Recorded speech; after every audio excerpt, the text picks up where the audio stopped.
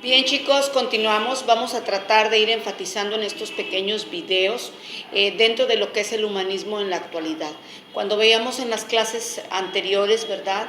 Toda esta cuestión de la época medieval y después la época moderna, estas corrientes ideológicas del siglo XIX y del siglo XX, de qué manera iba enfatizado en el hombre, en resaltar sus cualidades dentro de esta temática que estamos finalizando el día de hoy y que da la pauta, ¿verdad?, para reflexionar sobre todo dentro de lo que era el idealismo, el positivismo, el marxismo, el voluntarismo, el empirismo, de qué manera el idealismo con Hegel hablaba de esta transformación, de este cambio, de qué manera en el occidente, ¿verdad?, la temática de esa libertad del hombre como ser racional, como ser pensante, ya se hablaba de una democracia, ya dentro de los ilustrados en Alemania. Recordemos que dentro de esta corriente del idealismo se encuentra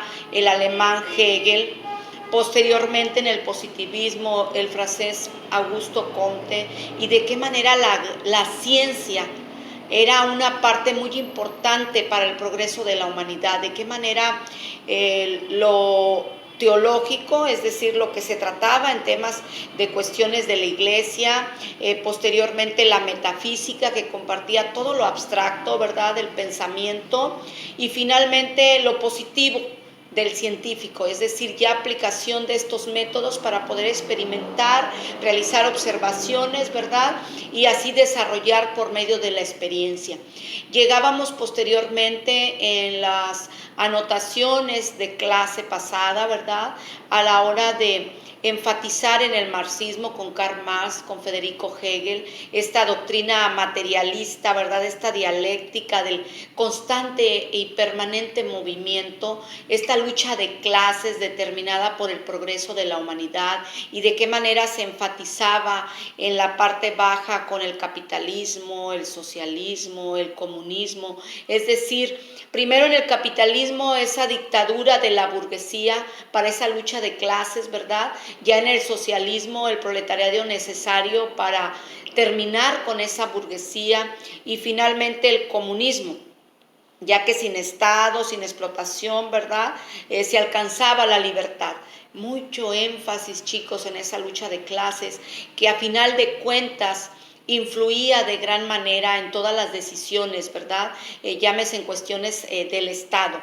Viene posteriormente el voluntarismo con Federico Nietzsche, donde decía que no hay progreso, que era un mito, ¿verdad?, generado por las sociedades modernas, entre la racionalidad, ese espíritu, ese cristianismo, esa moralidad, ese hombre merecedor, ¿verdad?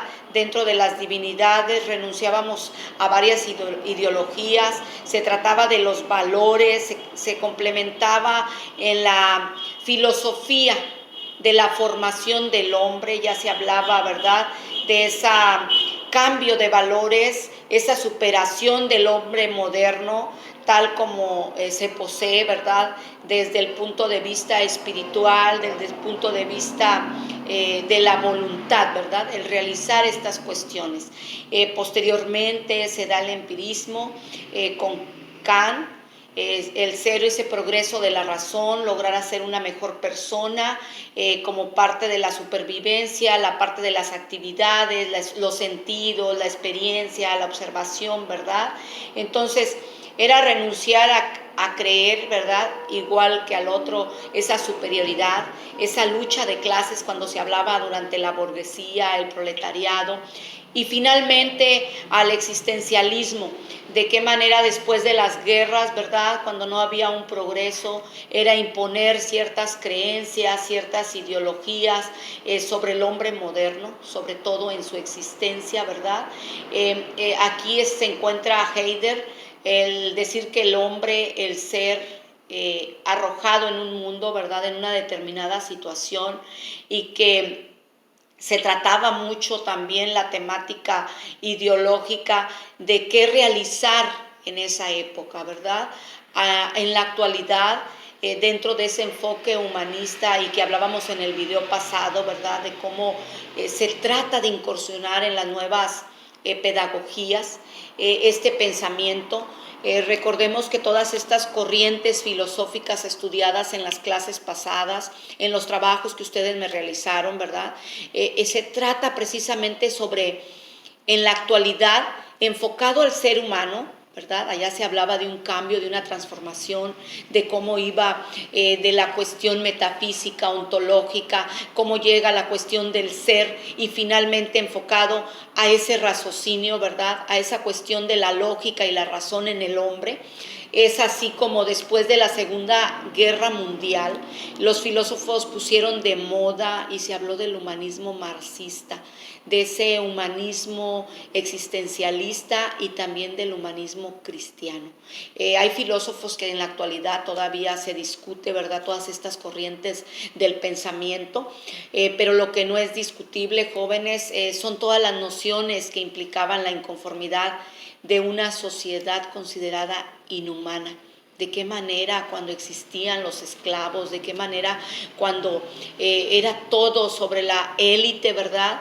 Y el proletariado era menospreciado, se hablaba dentro de la cuestión feudal, ¿verdad? De qué manera se estaban organizando, de qué manera era necesario dar ese enfoque más hacia la persona.